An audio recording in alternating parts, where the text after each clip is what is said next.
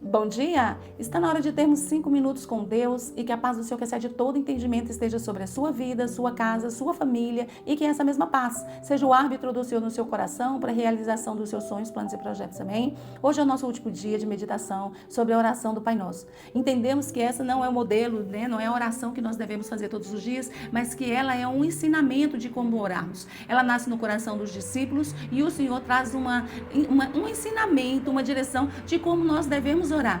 E a primeira coisa, devemos entender a santidade de Deus, entender que Ele é nosso Pai e Ele é santo.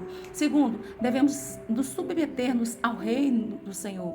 Devemos permitir que o nosso coração esteja alinhado ao coração dele e que a vontade dele se cumpra na nossa vida. Terceiro, sermos gratos por tudo que o Senhor tem nos provisto, né? Ele tem nos dado provisão de alimento, de paz, de saúde, de prosperidade, de intimidade, relacionamento com Ele, tudo vem dele. Quarto, nós vimos que o Senhor, para que nós possamos alcançar o coração do Senhor, nós temos que ter o nosso coração puro. Nós não podemos permitir que o nosso coração ande no caminho do rancor, da falta de perdão e da intriga. E aí, por fim, então, agora, o que o Senhor nos ensina? E Ele diz assim, olha, e não nos deixes cair em tentação, mas livra-nos do mal. Por que o Senhor fala assim, que não nos deixe cair em tentação? Porque o Senhor, Ele nunca vai nos tentar. Nunca. Não há nenhum motivo, nenhum momento em que Deus vai nos tentar.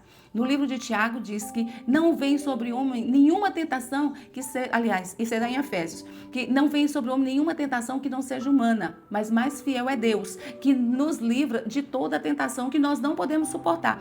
Antes, Ele nos dá o escape. Então, o Senhor, quando qualquer tentação vem sobre nós, ela não é de Deus. E outra coisa também, nos diz no livro de Tiago, ele vai dizer assim, olha, e não dizeis que sois tentado por Deus, porque Deus não tenta e não é tentado por ninguém. Nós somos tentados pelos nossos próprios prazeres que nos arrastam e nos destroem. Então ele diz assim, olha, que a cobiça, né, os nossos prazeres, a cobiça que nós temos em pecar, né, então ela realmente leva ao pecado. E o pecado, uma vez consumado, ele leva à morte. Por isso que então o Senhor ensina que nós devemos falar assim, olha, e não nos deixe cair em tentação, mas livra-nos do mal, para que ele venha nos livrar de que os nossos próprios passos entrem no mal. A tentação, ela vem no lugar que a pessoa tem uma fragilidade. Vou te explicar. Se uma pessoa, um casal, ele é extremamente fiel, então não vai vir tentação para ele na área da infidelidade, porque eles são fiéis. Mas às vezes um ou outro é mais estressado. Às vezes um ou outro gosta de às vezes por pouca coisa estar ali criando uma confusão. Então o que vai vir em tentação para eles? Não vai vir na área da infidelidade, né, da fidelidade, mas vai vir numa pequena intrigazinha de uma coisa, de outra, para se criar uma confusão e um tumulto. Então cada um é tentado de uma forma diferente. Por isso que ele aqui, ele não fala uma tentação específica. Ele fala nos livre das tentações, né? Nos livre delas. Porque cada um é tentado em alguma coisa. O que você precisa fazer hoje? Você precisa identificar o que é tentação para você. Tentação para você é vício em jogos? Tentação para você é ficar o dia inteiro em rede social e não conseguir fazer absolutamente nada se não for com o celular na mão, olhando rede social? Tentação para você é o quê? É ser irritado, irado? É não perdoar? Ou sua tentação pode ser num vício? Ou sua tentação pode ser no orgulho, na soberba? Aonde está a tua tentação? Porque essa tentação te afasta de Deus. E você precisa ser liberto disso. Por isso, nesse versículo, ensina que nós devemos buscar a libertação da nossa vida em Cristo.